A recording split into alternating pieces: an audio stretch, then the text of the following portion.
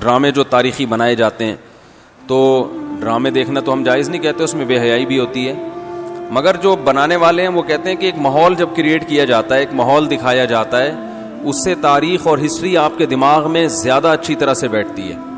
تو Tayyip Erdogan نے drama بنایا نا، ارطغرل بڑا مشہور ڈرامہ چل رہا ہے، بہت دنیا دیکھ رہی ہے، میں ڈراموں کو جائز نہیں کہتا، لیکن جو لوگ فلمیں دیکھ رہے ہیں، پہلے سے بے حیائی کے کاموں میں پڑے ہوئے ہیں اور غلط چیزیں دیکھ رہے ہیں، تو ہم ان کو کم از کم یہ مشورہ دیتے ہیں کہ یار انڈین فلمیں دیکھنے سے بہتر ہے یہ جو آج کل وہ ڈرامے جو ہمارے فیملی سسٹم کو تباہ و برباد کر رہے ہیں، جب تم نے دیکھنا ہی ہے تو کم از کم ایک کم درجے پر آ جاؤ نا، اس کو دیکھ لو، تو اس سے تو پھر بھی بہتر ہے کہ کم از کم تمہیں ہسٹری تو پتہ چلے گی، کم از کم تمہیں یہ تو پتہ چلے گا مسلمانوں کی تاریخ کیا تھی۔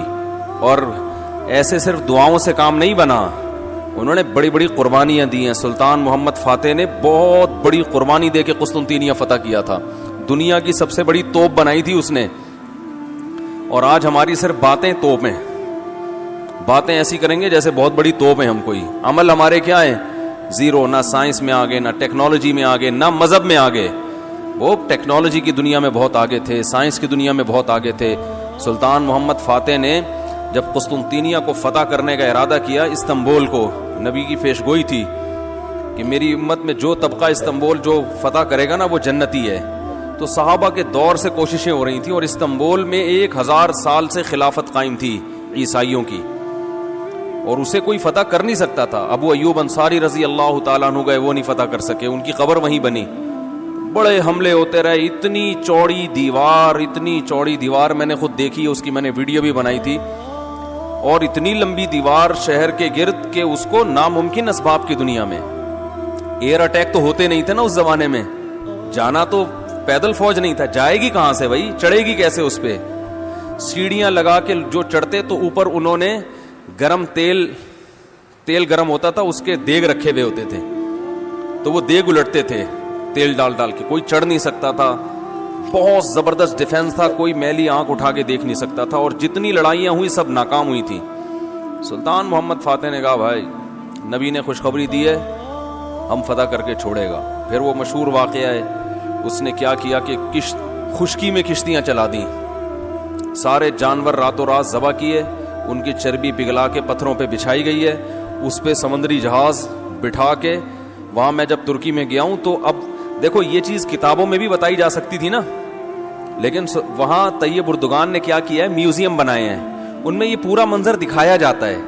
خدا کی قسم ایسا ایمان بڑھتا ہے کہ چیخیں مارنے کا دل کرتا ہے، ایسی جو علماء بھی گئے ہیں نا، بنوری ٹاؤن کے ایک شیخ الحدیث گئے تھے، وہ کسی نے بتایا وہ رو رہے تھے چیخیں مار کے، جو جاتا ہے یہ منظر ہوتا ہے، وہ جب دکھاتے ہیں نا اپنی آنکھوں سے، بھائی کیا منظر، اور کیسے وہ کشتیوں کو راتوں رات خشکی پہ لے کے چلے ہیں، اور خشکی پہ لے جا کے پیچھے سمندر میں اتارا، اور سامنے سے بھی اٹیک اور پیچھے سے بھی اٹیک۔ انگریزوں نے لکھا ہے، گوروں نے ہسٹری میں، کہ یہ اسباب کی دنیا میں ممکن نہیں ہے، بہت بڑا کارنامہ انہوں نے سر انجام دی، اور راتوں رات۔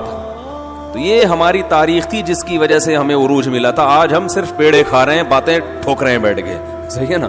بزرگوں پہ طنز، علماء پہ اعتراضات، ایک دوسرے پہ کیچڑ اچھالنا، فرقہ پرستی، ان چیزوں میں ٹائم ضائع ہو رہا ہے، اور کوئی موٹیویٹ کرنے والا نہیں ہے، کوئی تعمیری کام کرنے والے لوگ بہت تھوڑے رہ گئے ہیں، اور ٹیکنالوجی کی طرف تو توجہ ہی نہیں ہے۔ یونیورسٹی میں جو لڑکا مذہب پہ چلتا ہے، سب کی بات نہیں کر رہا، ایجوکیشن میں سب سے پیچھے وہی ہوتا ہے، عام طور پہ اسی کی شکایتیں آ رہی ہوتی ہیں، یہ چونکہ نمازی ہے لہذا نمبر سب سے کم اس کے آتے ہیں۔ نمازی کے نمبر تو زیادہ آنے چاہیے بھائی، جو تبلیغ میں وقت لگاتا ہے اس کو تو ایجوکیشن میں زیادہ آگے ہونا چاہیے، یہ تو ہمارے مذہب کا حصہ ہے۔ صحابہ کرام نے جو ملکوں کے ملک فتح کیے، اور جو ہمارے تاریخ میں فاتحین ملتے ہیں، سب سے پہلا بحری بیڑا حضرت معاویہ نے بنایا ہے۔ سمندر پہ سب سے بڑی فوج جو اس وقت اتاری ہے، وہ کس نے اتاری ہے؟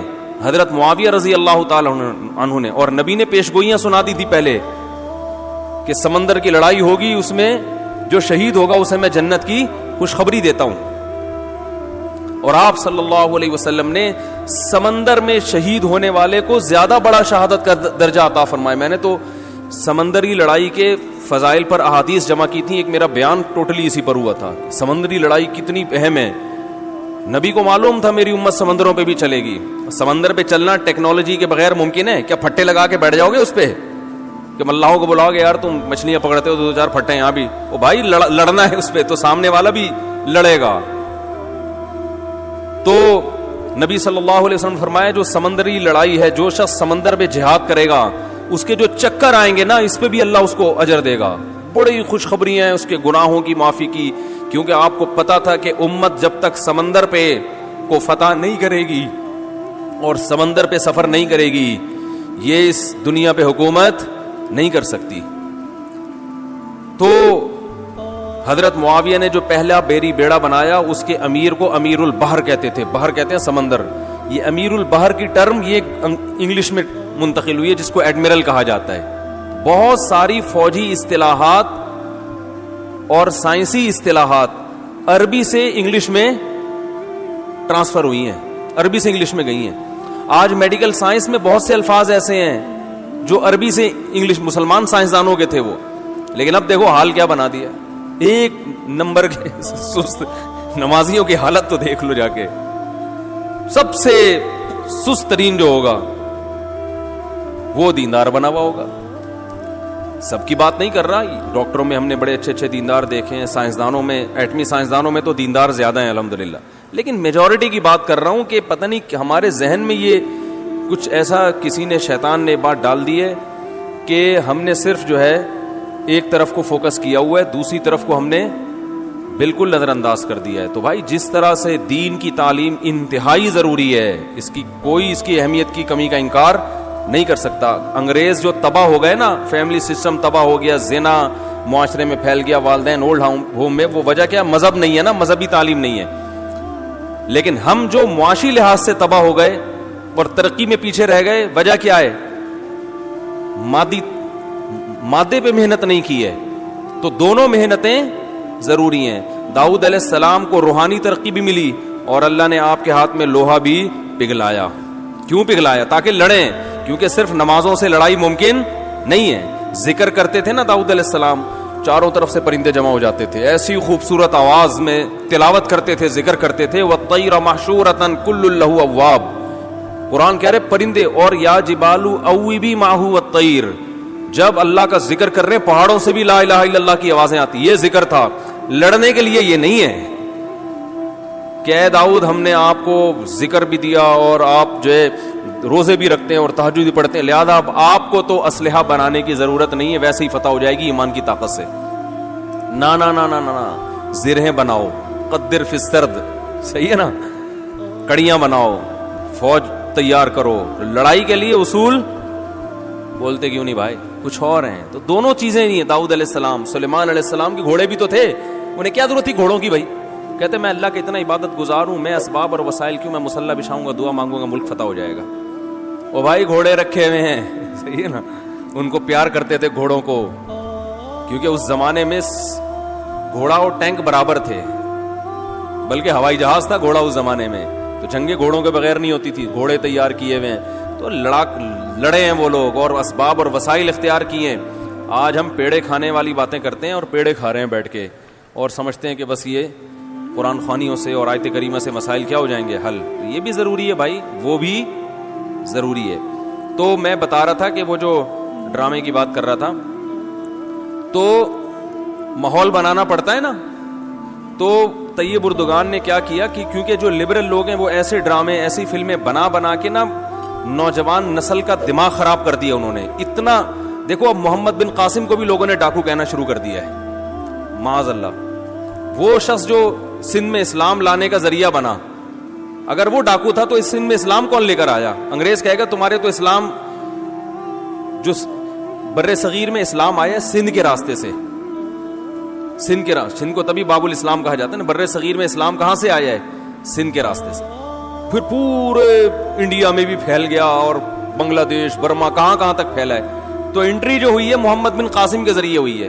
پروپیگنڈا دیکھو, وہ بھی چور, وہ معاذ اللہ وہ بھی ڈاکو, محمود غزنوی بھی ڈاکو. وجہ کیا ہے؟ جس کے ہاتھ میں میڈیا ہوگا نا چلے گی اور سنی اسی کی جائے گی, آپ جو کچھ بنا کے پیش کر دیں. تو طیب اردگان نے کہا بھائی ان کو انہی کی زبان میں جواب دینا ہے, ناول لوگ نہیں پڑھتے, رسالے نہیں پڑھتے لوگ, تو نوجوان طبقہ فلمیں ڈرامے دیکھتا ہے. تو اس نے کہا ڈرامہ بناؤں گا, اور ایسا بنا کے دکھایا کہ آج رپورٹیں یہ آ رہی ہیں بہت سے غیر مسلم مسلمان ہو چکے ہیں. تو میں عام لوگوں کو ڈرامہ دیکھنے کا مشورہ نہیں دیتا, اس میں عورتیں بھی ہیں اور کچھ کہا جاتا ہے, میں نے نہیں دیکھا وہ ڈرامہ, بے حیائی کے مناظر بھی ہیں, لیکن میں ان لوگوں کو جو غلط چیزیں دیکھ رہے ہیں ان سے کہتا ہوں یار کچھ دیکھنا ہی ہے تو پھر ادھر دیکھ لو, جو نہیں دیکھ رہے وہ کچھ بھی نہ دیکھیں, وہ پھر اس کے بعد پھر آگے بھی جائیں گے, وہ یہ دیکھ کے پھر وہ ان کو شوق پیدا ہوگا ذرا فلمیں بھی دیکھیں. اور جو نہیں دیکھ رہے وہ تو بچے رہے ہیں, جو دیکھ رہے ہیں تو بری چیزیں دیکھ رہے ہیں تو بھائی یہ دیکھ لو پھر, تو اس سے کم از کم ایک کریٹو سوچ پیدا ہوگی تمہاری, اور کم از کم ایک تعمیری سوچ پیدا ہوگی, مسلمانوں کی ہسٹری کا تمہیں پتہ چلے گا. تو اردگان کی سوچ چونکہ یہ تھی اس لیے اس نے وہ کر دیا, اور اس سے بہت لوگ پریشان ہیں اس ڈرامے سے. یعنی اس سے جو اسلام دشمن قوتیں پوری دنیا میں پابندی لگانے کی کوشش میں لگی ہوئی ہیں. ابن تیمیہ رحمہ اللہ کا قول ہے نا, تمہیں باطل کی پہچان نہ ہو نا کہ حق کیا ہے اور باطل کیا ہے, تو دیکھ لو باطل کے تیروں کا رخ کس طرف ہے. سارے باطل جس کے پیچھے پڑے ہوئے ہو نا, سمجھ لو یہ کیا ہے, حق ہے, تو ان کو پتا ہے اس کا اثر کیا پڑ رہا ہے. تو ماحول جو کریٹ کیا جاتا ہے, ماحول ایک قائم کیا جاتا ہے, اس سے جو لیسن ملتا ہے وہ ویسے زبانی سمجھانے سے نہیں.